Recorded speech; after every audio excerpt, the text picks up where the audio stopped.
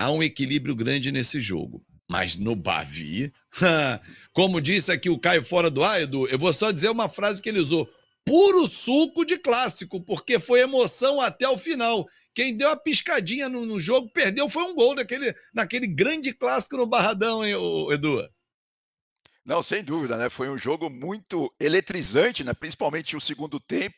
O Vitória, que estava perdendo por 2-1, empatou aos 44, né, aproximadamente, e depois, já nos acréscimos, quase aos 50, fez o 3-2 para delírio da torcida, né. O Barradão estava só com torcedores, do Vitória, né. Infelizmente isso, na minha avaliação, é uma, vamos colocar entre aspas, uma praga que se espalha pelo Brasil, né. Começou aqui em São Paulo, hoje já temos isso na Bahia, temos também em Minas, né, que também é torcida única. O Rio Grande do Sul e o Rio ainda resistem a essa prática. Vamos ver como isso continua. Mas sem dúvida, o jogo está totalmente aberto, né? A gente tem vários ingredientes interessantes para discutir sobre essa partida. E sobre os números do primeiro jogo, né, dessa vitória do Vitória por 3-2 para cima do Bahia. Parece que o torcedor do Bahia não usa o termo vitória, usa o termo triunfo, mas enfim, eu vou deixar para o Caio falar sobre isso. Mas a gente vê que, por exemplo, em termos de posse de bola, né, o Vitória ficou mais com a bola do que o Bahia. E o Bahia, o time do Rogério, os times do Rogério Ceni, né, gostam de ter a bola. Você vê que a média do Bahia no campeonato é 61,7 de posse de bola, mas em termos desta primeira partida, da decisão, ficou só com quase 44, né, se a gente for arredondar ali. Enquanto isso, o Vitória ficou na sua média. Ficou com 56, a média dele ficou com 56 no jogo, a média dele é 54. Mas a gente pode depois passar aí por todos os outros números, mas em termos de finalizações, o Vitória também finalizou mais, né? Chegou à sua média aí do campeonato. Em termos de passes também, o Vitória passou bastante, a bola passou bastante pelos jogadores de Vitória. Claro que passes e posse de bola são dois indicadores que são relacionados positivamente, né? E agora, tem uma questão interessante dos duelos defensivos, que isso pode ajudar a explicar um pouco do resultado da partida. Em termos de duelos defensivos, o Vitória estava mais ligado no jogo, principalmente no segundo tempo, estava mais afim do jogo, né? Estava realmente indo para as divididas com mais vontade, com mais concentração, vamos dizer assim. É claro que também podemos discutir se o Bahia cansou ou não cansou no final da partida. E só lembrando, hein, em termos de indicadores do campeonato baiano como um todo, a grande maioria dos gols que o Bahia toma é depois dos 70 minutos. Ou seja, tem um problema sério aí para o Rogério Ceni corrigir, né? Além disso, teremos na Fonte Nova, na Arena Fonte Nova, o melhor ataque, que é o caso do Bahia, da competição, contra a melhor defesa, no caso, a do Vitória. Vamos ver o que vai dar. O Caio Leone, que respira o nosso Tassiano, como ele disse aqui ainda há pouco, aqui o parecido com o Tassiano. Eu acho você também parecido com o Felipe Bastos, hein? Não sei se já te falaram, hein? Volante que O foi Felipe formado no Bastos. Vasco. Também, também. Mas é bom de bola você, Caio? Falta. Rapaz, eu jogava de centroavante. Diziam que a melhor coisa que eu tinha que fazer na vida era justamente comentar. Porque centroavante era pé duro, hein? Foram te recuando, até que tiraram do campo e botaram para comentar aqui com a Foi. gente. Pô, golaço, então, que fizeram. Mas, Cheguei Caio, no gol, os caras... Vai falar. Vem mais para trás. Aqui, bom é depois do alambrado, vem aqui para trás. E esse Bavi aí? Tá em aberto a decisão? Tá em aberto. A decisão tá em aberto, mas tem algo que eu preciso falar para vocês que, assim, é um padrão. O primeiro clássico Bavi foi justamente pela primeira fase do Campeonato Baiano e existia um favoritismo muito grande do Bahia. Porque o Bahia tinha empilhado goleadas no Campeonato Baiano, fazia uma campanha muito boa, fez uma campanha muito boa na primeira fase da Copa do Nordeste. E quando esse encontro aconteceu, o Vitória jogou a 100 por hora e o Bahia a 50. Ora, num clássico, principalmente o Bavi, que sempre foi acirrado, com as peças que marcam bastante, acreditava-se que o Bahia ia ter uma superioridade técnica em relação ao Vitória. É bem verdade que o Vitória, naquela oportunidade, abre o placar muito cedo e o Bahia também tem esse problema, Fábio Edu. Toma gols muito cedo, antes dos 10 minutos. E isso aconteceu nos dois Bavis. tanto pelo Campeonato Baiano, tanto também pela Copa do Nordeste. O Oswaldo abriu o placar ali com 4 minutos, o Alejandro também abriu o placar pela Copa do Nordeste e o Bahia precisou virar. Na primeira partida, o Bahia virou para 2-1. Só que, o que acontece? Em determinado momento do jogo, e é justamente nos 60 minutos, Rogério Ceni ele faz substituições que ele tira as suas características, né? As características do modelo de jogo do Bahia, que é ter posse. Então, naquela oportunidade, no primeiro Bavi, ele tirou Caio Alexandre, tirou também o Cauli, tirou o Everton Ribeiro, o Jean Lucas acabou sendo expulso. Ele colocou o Ademir na tentativa de ter um jogador para puxar o contra-ataque, mas logo depois substituiu e colocou o Gabriel Xavier. E isso fez com que o Vitória fosse ganhando força, corpo, dentro de um estádio que é um alçapão. O Arena Fonte Nova é um estádio que é muito difícil de se jogar, mas o Barradão também é esse estádio, né? Um estádio que fica muito próximo ali os torcedores dos jogadores. E o Vitória, inclusive, conseguiu virar após a expulsão de Rezende e também de Jean Lucas. Se a gente pegar um resumo do que foi esses 3 Bavis, a gente tem um Vitória que, dentro da sua proposta, que é marcar muito bem, tirar os espaços desse meio campo e aproveitar as transições ofensivas, até porque o Bahia joga com um bloco alto, o Bahia não tem conseguido recuperar essa profundidade com êxito, e isso tem dificultado. Então, o Vitória, que tem, por um lado, o Yuri Castilho, tem o Oswaldo, tem também o Matheus Gonçalves, tem jogadores de muita velocidade, ele tem criado essa superioridade e dificultado o Bahia. E aí chegamos no primeiro jogo da final. E mais uma vez, os dados que foram trazidos aqui no podcast são maravilhosos. Quando você pensa num time que tem Jean Lucas, Caio Alexandre, Cauli e o Everton Ribeiro, você pensa, esse meio campo tem muita posse. Rogério Ceni entrou com 7 meio-campistas. Rezende, que jogou pelo lado esquerdo, é um volante de ofício, jogou pelo lado esquerdo. Juba jogou como ponta, mas também é meia. Fora os 4 do meio-campo e o Tassiano, que é um homem de referência. O que aconteceu?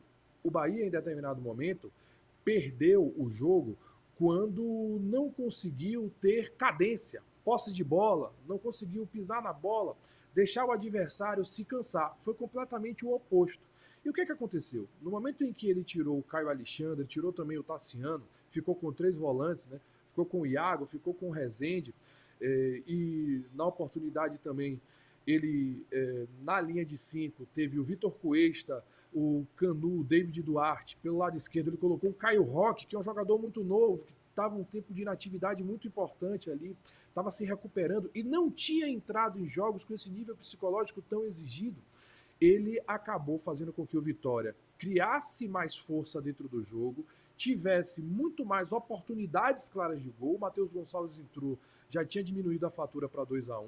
Depois, o 2-2 aconteceu e mais uma vez numa falha, né? A bola está descoberta, o lançamento acontece, o Yuri Castilho vai em progressão ao gol, acaba driblando o David Duarte e aí o Matheus Gonçalves empata. A partir dali, se o Bahia já estava batido, se fosse uma luta de boxe, se o Bahia já estava na lona, só precisava de um pouco mais de tempo para ser nocauteado. E foi nocauteado. Mas o que é que ficou feio? Na coletiva pós-jogo, o Rogério Ceni falou que o time, na Arena Fonte Nova, iria jogar 60 minutos, mas com os 20 minutos restantes, né, ele iria sofrer 60, 70 minutos. Ele falou na coletiva, 60, 70 minutos eu garanto a competitividade. Nos 20, eu tenho certeza que a gente vai sofrer. Ora, um treinador do tamanho do Rogério Ceni, que é ex-jogador e um dos grandes jogadores do futebol brasileiro, ele está dizendo que o time dele só aguenta jogar 70, 60 minutos no segundo jogo de uma final, além das justificativas em relação a não ter peças de reposição para o meio campo. Ora, ele tem 7 meias. Assim, na minha cabeça, como um amante do futebol, como um jornalista e comentarista, o técnico de futebol ele tem que ter vários predicados para assumir o seu elenco, né? Mas a principal delas é resolver problemas. E ele não tem conseguido resolver problemas. E expôs o Cadu Santoro, o diretor de futebol, que inclusive foi scout da América Latina no Grupo City, em que, quer saber a verdade? Foi a frase dele: nós não temos trocas de reposição porque o time cai no segundo tempo, cai tecnicamente, porque é muito difícil de substituir. E aí eu venho para a questão de Tassiano. Se ele tem o Tassiano, que ele mesmo conseguiu potencializar o jogador como um homem mais de flutuação no setor ofensivo, por que Tassiano não pode recuar? Por que ele não pode, por exemplo, utilizar o Luciano Juba como um meia? quando se destacou também no esporte pelo lado esquerdo. Inclusive chegou a ser o jogador com mais participações de gols no futebol brasileiro em 2023. O Biel é um jogador muito importante e com o Renato Paiva jogava mais futebol. Com o Rogério Ceni tem sido subutilizado. Você tem Cauli e Everton Ribeiro, que são peças importantíssimas, mas existem momentos da partida que esses jogadores estão atrás da segunda linha do Vitória. Isso cria um desgaste, isso tira os jogadores do posicionamento ideal, que é justamente criar desconforto na última linha. Rogério Ceni precisa vencer esse título. Faz uma temporada boa? Faz. Mas num clássico onde até aqui existiram 3, ele perdeu 2 de uma forma muito impactante e dolorosa e venceu na Fonte Nova por 2-1, sem mostrar uma imposição técnica, tática e física. Se ele perder na Arena Fonte Nova o título, a pulga que já está atrás da orelha do torcedor tricolor vai ficar gigantesco. E aí a gente sabe como é a pressão, né? Até porque o Edu, Caio e amigos, há um investimento muito grande. Por mais que tenha tido uma reclamação pública, que é muito característica do Rogério Ceni, não é um cara de blindar o seu elenco, ele expõe os problemas, dinheiro não falta, recurso não falta, que o Grupo City investe. O Caio citou o xará dele, o Caio Alexandre, tem o Zeca do Vitória, jogadores que são importantes nessa decisão também, Edu. Não, sem dúvida, né? Números também, lembrando da primeira partida apenas, né? O Zeca foi o capitão do Vitória, né? Um jogador já experiente, ele que surgiu no Santos aqui, já passou por vários outros clubes e agora parece que está chegando no seu auge aí no Vitória, está jogando muita bola, né? Ele também começa muito as jogadas ali pelo lado direito, ele vai lá para frente, faz o cruzamento e ele que deu assistência para o terceiro gol do Vitória, né? O gol do Yuri, que foi lá aos 49 do segundo tempo. Então, só para destacar, o Zeca realmente tem muita importância ali pelo lado direito, principalmente, do time do Vitória. E do lado do Bahia, eu concordo plenamente com a questão do Caio Alexandre, né? Como ele é um jogador importante ali no meio-campo, e foi exatamente quando o Bahia começou a perder o meio-campo que ele começou a perder o jogo no Barradão, né? Em termos de. Tem um índice interessante aqui, que é a assistência, expectativas de assistência, né? Ou seja, quantos passes, quantos toques na bola que o Caio Alexandre dá que realmente se transformam em assistências. Ou seja, quanto que ele deixa os companheiros dele na cara do gol, né? E aí a gente tem 0,53, é um índice que vai de 0 a 1. Claro que quanto mais perto de 1, melhor, mas você vê que mais da metade das vezes que o Caio Alexandre intervém no jogo, ele ajuda seus companheiros a ficarem em condições de gols. Ele que saiu ali aos 79 minutos de jogo, né? Ou seja, essa questão do meio-campo do Bahia, pensando pela ótica do Rogério Ceni, é absolutamente fundamental, ao meu ver.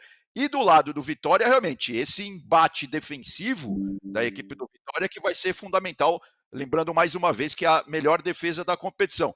E tem um outro dado interessante sobre essa final, viu, Fábio? Que até hoje, Bahia e Vitória, Vitória e Bahia, fizeram 17 vezes a final do Campeonato Baiano. Em todas as vezes, quem ganhou o primeiro jogo foi campeão. Ih, rapaz, agora você arrumou a inimizade. Porque era uma estatística que não precisava o torcedor do Bahia ouvir. Porque quem venceu o primeiro jogo foi o Vitória. E aí o torcedor do Bahia falou assim, agora essa não vai dar. É estatístico, isso é comprovado. Mas tem uma a favor do Bahia dessa competição, né? Então, o Bahia, então nesse ano de 2024, jogou 9 vezes na Arena Fonte Nova, venceu as 9 vezes, só tomou 3 gols.